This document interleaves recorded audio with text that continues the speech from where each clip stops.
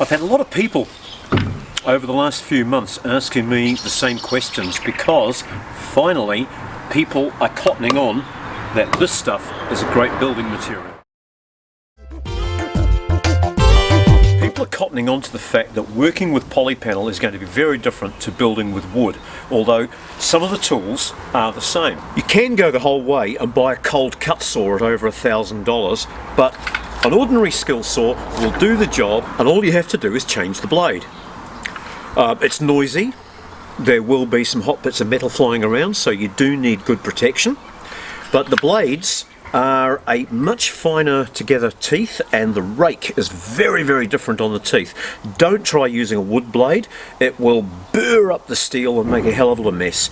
This gives a reasonably clean cut that only needs a very small bit of tidying up afterwards. When the blade is brand spanking new, no cleanup at all is needed, but as the blade gets older and blunter, you will have to do a little bit of cleaning up. You will ruin a blade in a day, and they are a $50 or a $60 blade, but it's the best way without spending thousands.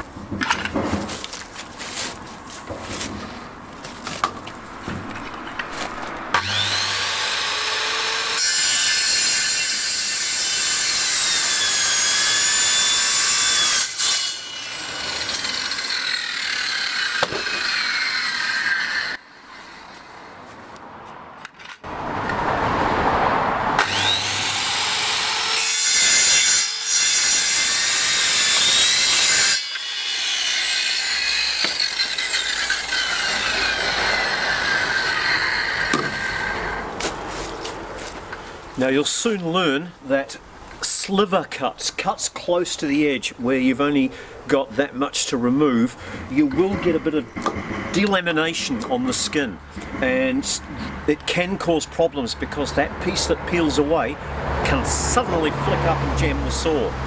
Other things to remember are that if you're working outside and you've got any dampness, dew or overnight rain or anything like that, will cause rust from the little specks of metal that you've got all over the place. So as you do each cut, clean the rubbish off.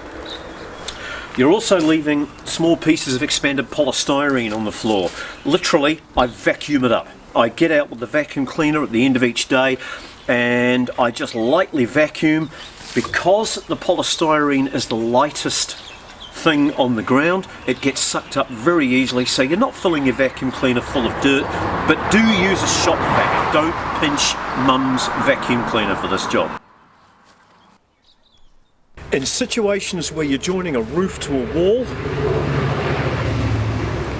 or a floor to a wall, you'll need to 45-degree cut those joins, and you simply won't find a saw that can do that 45-degree cut. You won't find a handheld saw that is big enough to cut all the way through there.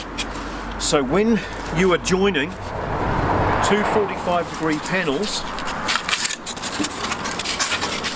like this, now I know that I've got a 3-inch and a 4-inch here, but this is just to show you. This one doesn't have the skin on it, as I say, it's just to show you.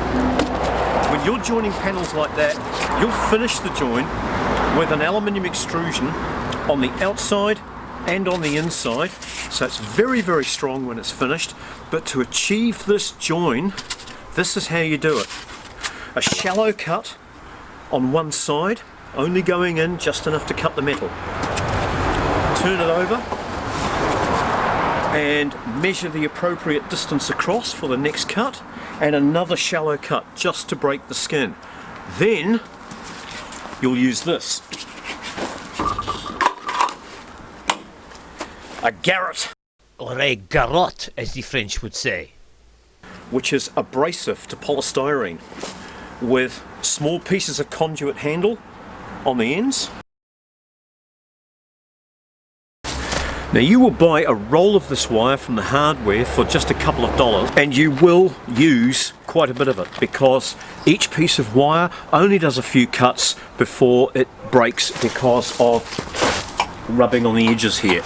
But to do it, it's so simple, just a matter of getting it to a comfortable width, holding it tight,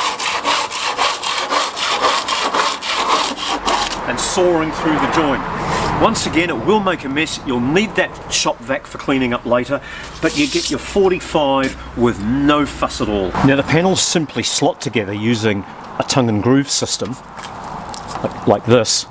You must put sealant in these joins, and you must make sure that the protective plastic is removed from both sides of both panels before you glue. I choose to run the panels longitudinally down the build because it contributes greatly to the strength.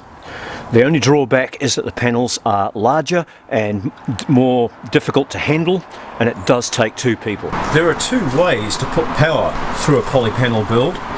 You can either lay it in the joins, as I've done here, or it can be fitted in a conduit on the outside at a later stage.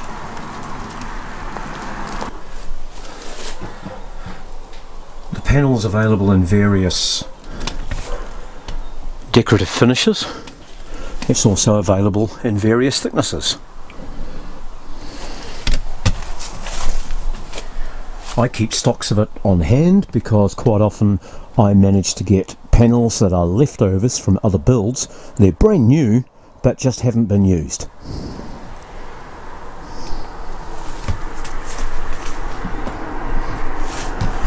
When I buy new panels, they come direct from the factory, custom made in the lengths that I require.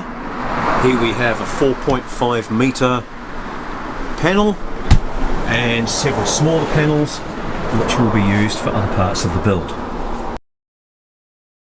The panels come in different thicknesses: 2-inch, 3-inch, 4-inch and 6-inch. I use all of them depending on what I'm building. I keep most of my offcuts because I find that pieces like this can be used for a lintel above a doorway or a window. Small panels like this can be used for hatches or even for making refrigerated chili bins. These are short panels that were offcuts from somebody else's build. No use to most people, but perfect for building my off-road expedition camper trailer. The product comes in different specifications. This is the top of the line aluminium skinned styrofoam cord version, which is has greater rigidity and double the insulation quality of the expanded polystyrene version that you can see on the top here. Also has the benefit of being absolutely fireproof. We attacked this with a blowtorch and it just would not catch fire.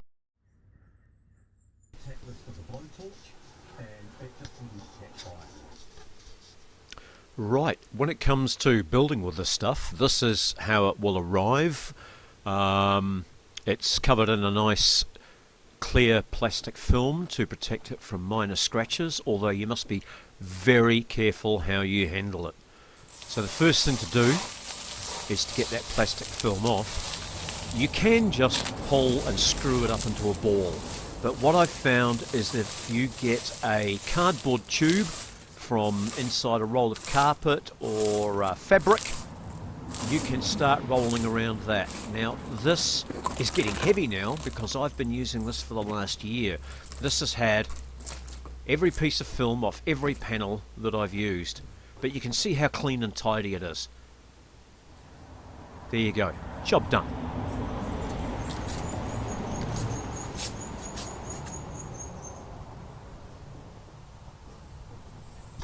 Next thing to do is clean up the tongue and groove, because there's always little bits of plastic that stick to the tongue and the groove. You must get those out, otherwise your sealant won't seal.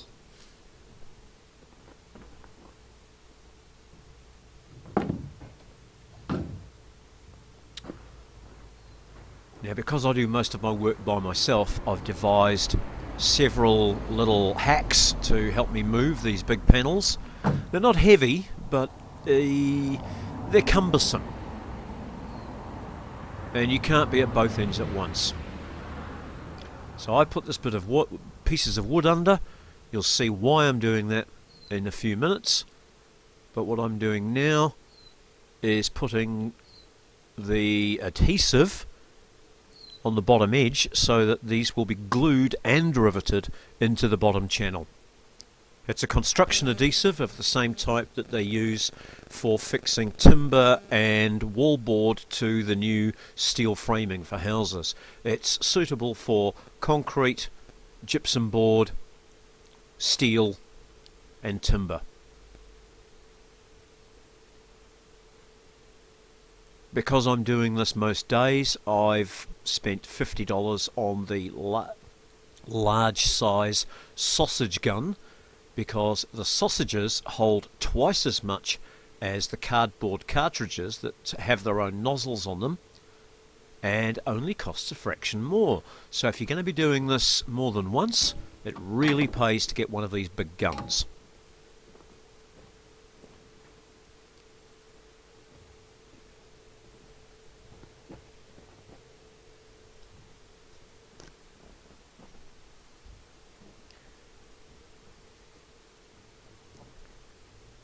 Right, now I've glued the other side of the channel, so it is glued both sides, because I can't turn this panel over by myself to get the glue onto the other side. But now you'll see what these pieces of wood do.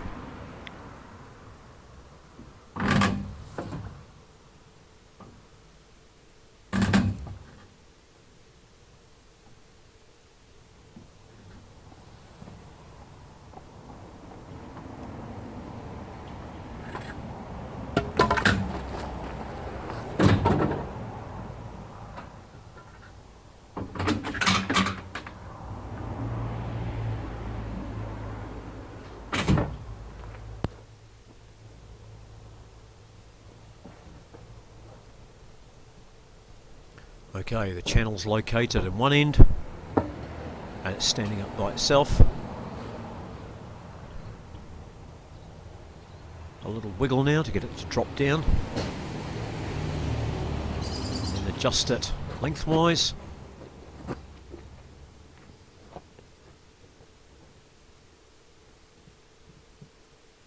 That, my friends, is it. It now gets riveted every 4 inches or 100 mil, and by tomorrow that adhesive will have set and it's incredibly rigid.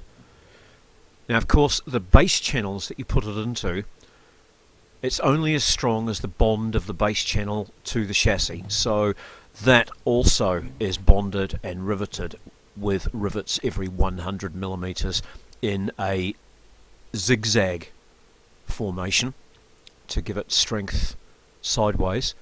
And the bottom channel is actually offset by 5/8 of an inch, 15 millimeters to the outside. That lets the water that hits the sides in a rainstorm drip off without having to run down the chassis first. Makes it look a little bit nicer, and it also gives me a handy 5/8 of an inch lip on the inside to support the floor when the floor goes in afterwards. Now I've pre-drilled the base channel every 4 inches, 100 millimeters, and I'm now just transferring those holes through to the panel itself, inside and outside, because I want to get this squeezed up in a tight bond before the glue dries.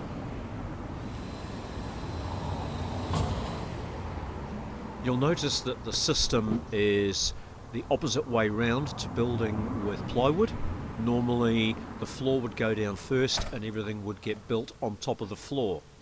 Now that leaves a raw edge that has to be covered by something. So in traditional building they would either extend the skin down below the floor level, or they would put on a finishing trim just to hide the edge. But that's fraught with problems. It's only as good as the sealant that's behind it.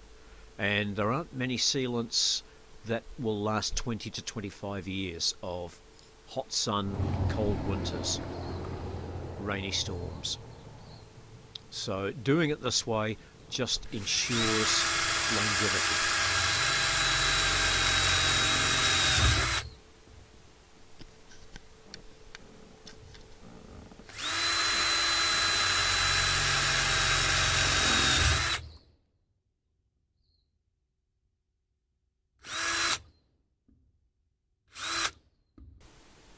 After marking out where your side marker lamps are going to go, it's very, very simple to drill the holes and then run a long drill bit down from the top edge to put the wires through. Bringing the electrical wires through is simplicity itself. You just tape the wires to a short length of stiff metal wire,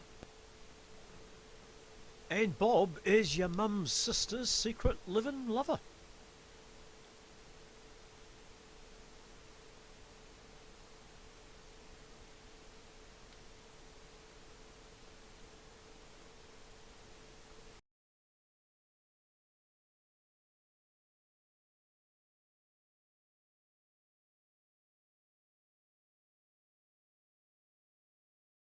Just like that, job done.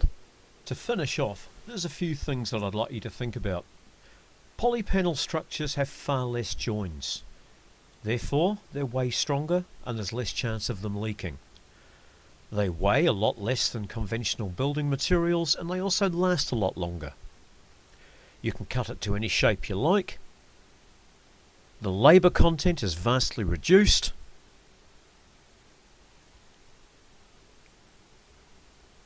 And you can have any colour you like so long as it's white. If you like the idea of building with polypanel, EPS foam, have a look at the suggested videos coming up at the end of this video.